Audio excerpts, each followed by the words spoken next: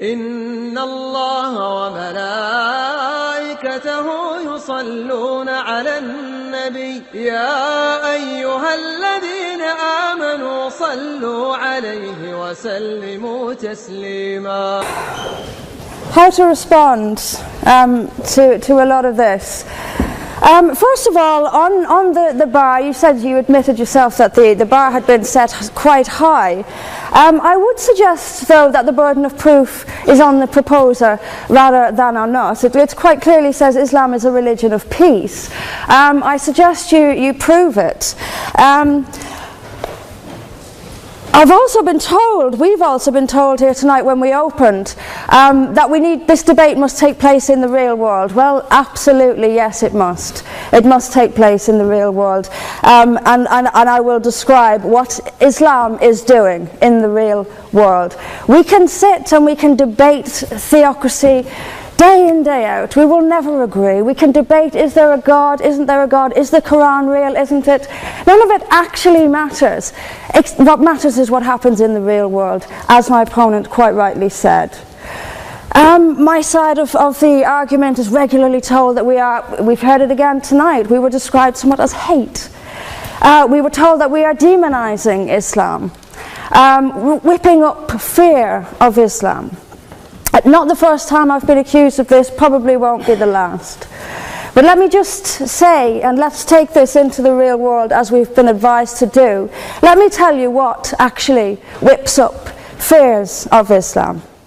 We take it from the top. 9/11, the London Underground bombings, Madrid, Mumbai, Mali, Bali, northern Nigeria, Sudan, Afghanistan, Saudi Arabia, Iran, Yemen, Pakistan, death for apostasy, death for blasphemy, death for adultery, death for homosexuality, gender segregation, gender discrimination, unequal testimony between men and women in legal proceedings, child marriage, amputations, beheadings, imprisonment for being raped, anti-Semitism, burqas, execution, as I've said, for this, that and the other, the slaughter of Theo van Gogh on the streets of Amsterdam, death threats on the streets of London, butcher those who insult Islam, Muslim patrols in East London telling people they are entering Sharia control zones, polygamous marriages, marriage not requiring the consent of the bride.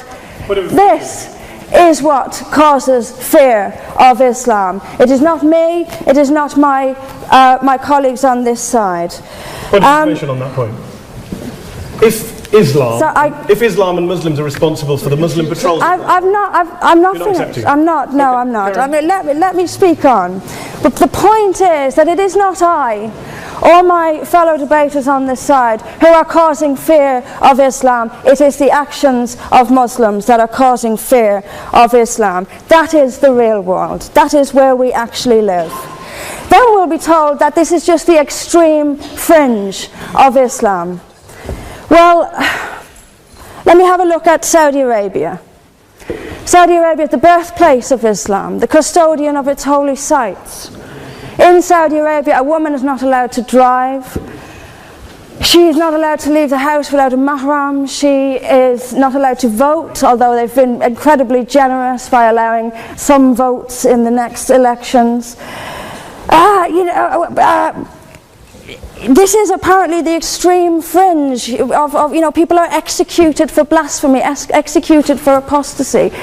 In Saudi Arabia, the birthplace of Islam, we'll be told that's the extreme fringe of Islam. No, it is not. Calling Saudi Arabia the extreme fringe of Islam is like calling the Vatican the extreme fringe of Catholicism. Sorry, it just doesn't work. Then we'll be told that we've misunderstood. Violent Muslims have misunderstood. Saudi Arabia has misunderstood. Iran, which stones people to death for adultery, has misunderstood. Yemen, which marries children at the age of 9, has misunderstood. Has there ever been a more spectacularly misunderstood religion than Islam? It seems that these nations who apply it as their laws, nations which have the Quran as their constitution, innumerable nations, where there is no free speech, where there is no freedom of religion, they've all got it wrong. They've all got it wrong. It's quite a spectacularly misunderstood religion. you know, there's just so much. You know, I'm constantly told as well that I need to respect Islam. I'm never quite given a good enough reason why. I am under no greater obligation to respect Islam than I am any other beliefs. I'm under no more obligation to respect a woman oppressed in the name of Islam than if she is oppressed by the BNP or anyone else. I am under no obligation to make compromises with an ideology I simply don't see as peaceful. Why don't I see it as peaceful? Because of the evidence. If I look around the world and I see the countries where Islam calls the shots, all I see is brutality and violence imposed by the state. We were told that peace is not just the absence of violence but the presence of justice. Absolutely. I do not see how in a nation where, as the only woman here, I have some particular issues with the way women are treated in Islamic states. Now you can argue that they've got it wrong. Tell them that, because they seem to think that's what it is. Yes, I mean, there's so much to say about it, but is there a peaceful Islam? Yes, there is. It's in the hearts of peaceful Muslims. Unfortunately, though, there's also a rather more objective Islam, and peaceful Muslims have to do some really rather creative interpretation, like the command to beat her. I've seen Muslim women. I didn't stand up for you. Well, I didn't. So if you could just have a bit. I knew this would happen. I knew this would happen, by the way. I knew this would happen. What I'm saying is completely controversial and will be booed and shouted down, and I have no doubt my colleagues the same. I knew this would happen. You say anything negative, you'll get the boos. I'm actually going to leave it there. But I will finish just by saying this. There are hundreds of millions of peaceful Muslims. That is a fact. But that does not mean that Islam itself is peaceful. Peaceful Muslims interpret verses of the Quran so almost beyond recognition. It's reinterpreted, like the command to beat her. It's there in the Quran, and I've seen Muslim women try to dance around it. They put words in there that simply aren't there. That's what it says. It says beat her. And in the countries where the Quran calls the shots, that is exactly what they do. This is not peace. This is not justice. Islam is not a religion of peace, as the evidence shows us. Thank you. Thank you very much, Mr. President. Ladies and gentlemen, good evening. Assalamu alaikum. Lovely to see you all here tonight. We are having a very entertaining night, are we not, with some very interesting things being said from the other side of the house tonight. Let me begin by saying, as a Muslim, as a representative of Islam, I would consider myself an ambassador for Islam, a believer in Islam, a follower of Islam and its Prophet.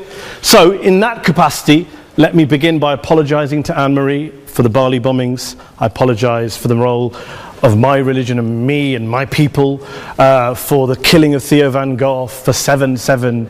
Yes, that was all of us. That was Islam, that was Muslims, that was the Quran. I mean, astonishing claims to make in the very first speech tonight, on a day like today, where the Conservative Prime Minister of the United Kingdom is having to come out and point out that these kind of views are anathema. And I believe you're trying to stand for the Labour Party to become an MP in Brighton. If you do, and you make these comments, I'm guessing you'll have the whip withdrawn from you. But then again, UKIP's on the rise. They'll take you, the BNP. They might have something to say about your views. This is what Mehdi Hassan always does. By the way, just on a factual point, since we heard a lot about the second speaker, about how backward we Muslims all are, on a factual point, you said that Islam was born in Saudi Arabia. Islam was born in 610 AD. Saudi Arabia was born in 1932 AD. So you were only 1,322 years off. Not bad? Not bad start there. Talking of maths, by the way, a man named Al-Khawarizmi was one of the greatest mathematicians of all time, a Muslim, worked in the golden age of Islam. He's the guy who came up with not just algebra, but algorithms. Without algorithms, you wouldn't have laptops. Without laptops, Daniel Johnson tonight wouldn't have been able to print out his speech in which he came to berate us Muslims for holding back the advance and intellectual achievements of the West, which all happened without any contribution from anyone else other than the Judeo-Christian people of Europe. In fact, Daniel David Levering, the author of the Pulitzer Prize-winning historian and author of The Golden Crucible, points out that there would be no Renaissance, there would be no Reformation in Europe without the role played by Ibn Sina and Ibn Rushd and some of the great Muslim theologians, philosophers, scientists in bringing Greek texts to Europe. As for this being our university, I will leave that to the imagination as to who is our and who is there. I studied here too. An astonishing set of speeches so far making this case tonight. A mixture of just cherry-picked quotes, facts and figures, self-serving, selective, a farrago of distortions, misrepresentations, misinterpretations, misquotations.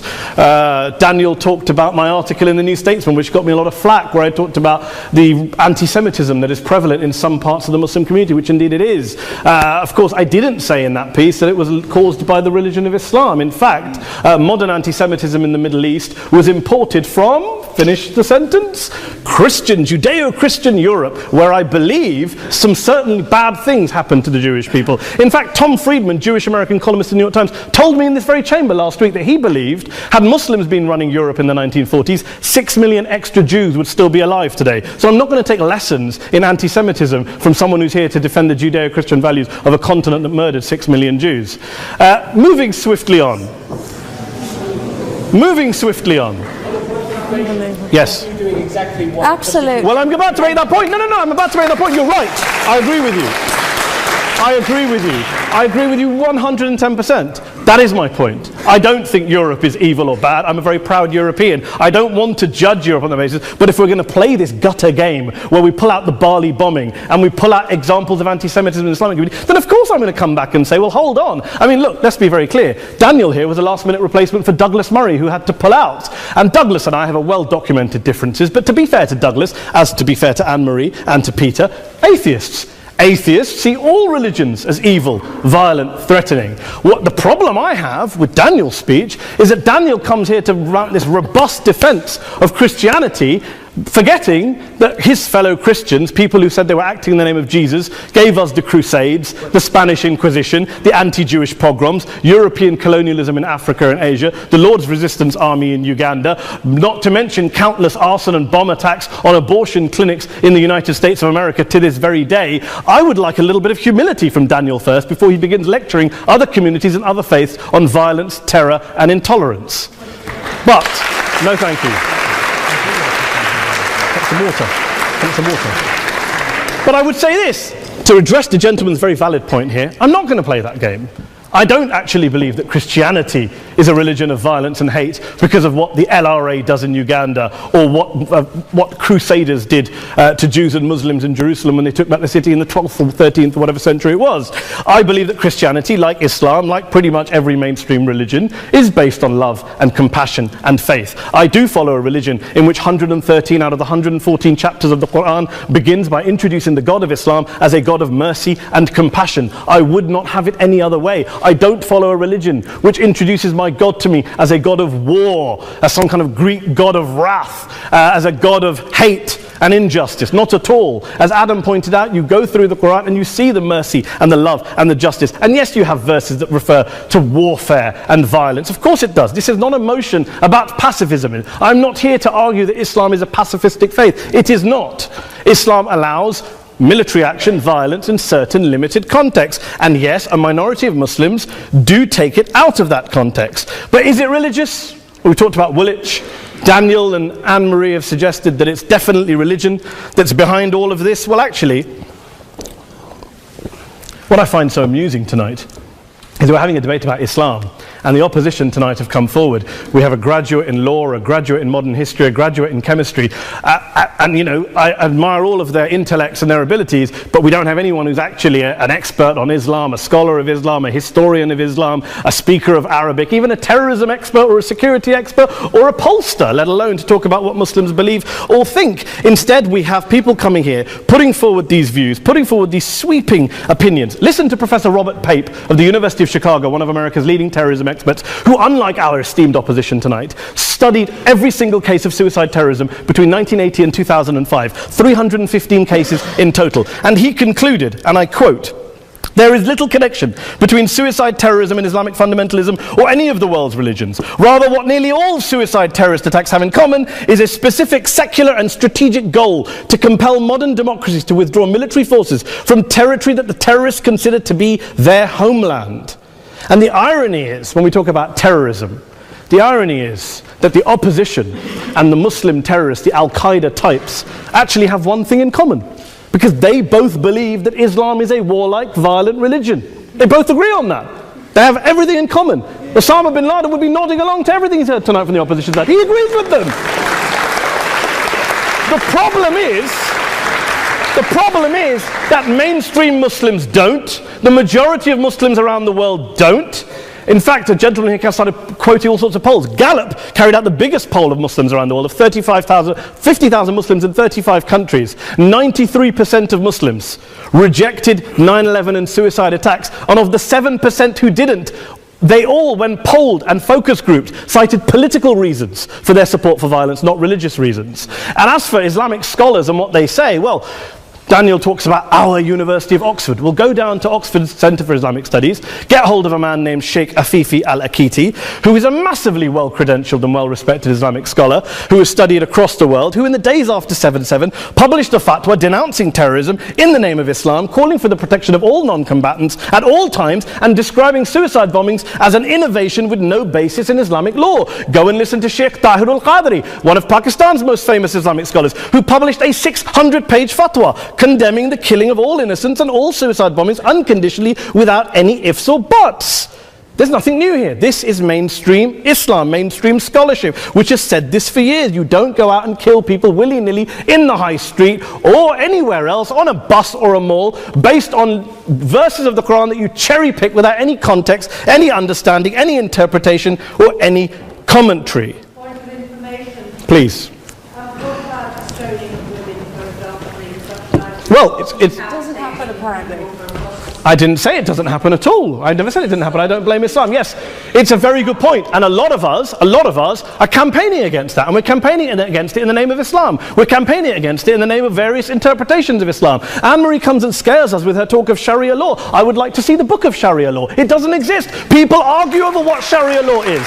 And you empower the extremists by saying there is only one version. You empower them all. I don't believe you took any interruptions, Anne-Marie, so I think you should stay there for a moment. Several countries. Here's what we're dealing with. Here's what we're dealing with. We are dealing, I took your point.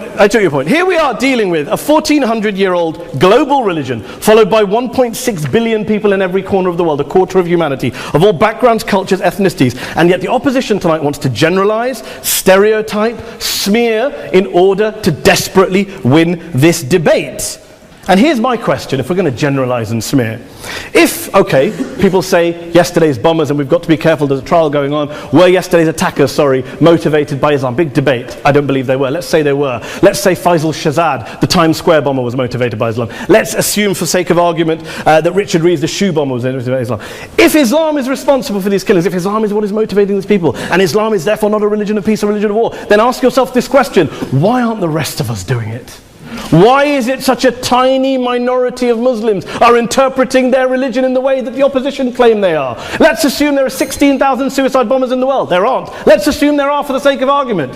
That's 0.001% of the Muslim population globally. What about the other 99.99% of Muslims who the opposition tonight either ignore or smear? The reality is that the rest of us aren't blowing ourselves up tonight. The reality is that the opposition came here tonight not worried about the fact that me and Adam might pull open our jackets and blow ourselves up tonight because we're followers of a warlike warrior religion which wants to take over Europe and Daniel's university. The issue is this.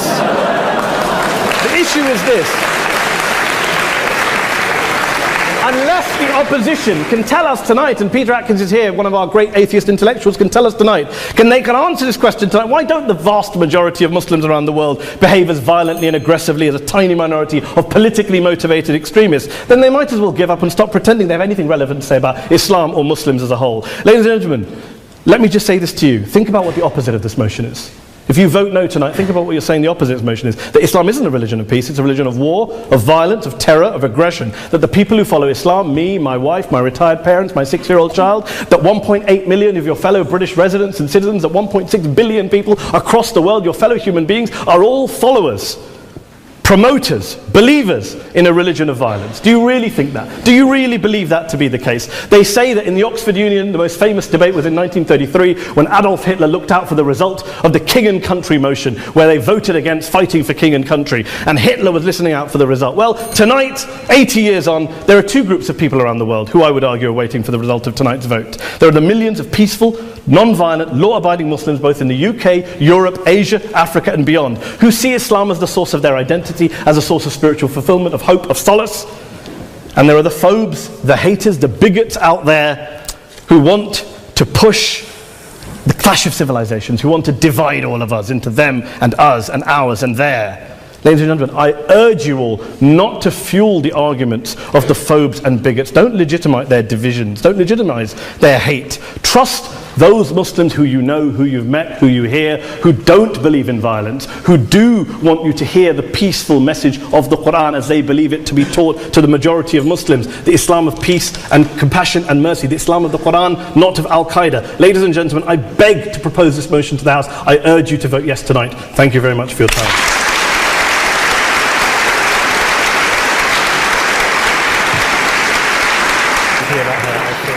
In it, as good men will find anywhere. But we, through examples of the behavior that Islam inspires and often condones, and by seeking to show that Islam has an intrinsic fault, long for Islam 2.0. Islam 2.0, Islam's enlightenment, will have an emphasis on humanity, subtlety, harmony, and reason, and be virtuous. On that point, this evening, though, you are judging Islam 1.0, not Islam 2.0. By opposing the motion, you will be encouraging the emergence of what most of humanity really longs for, but for which does not yet exist. Please, for the sake of humanity, oppose.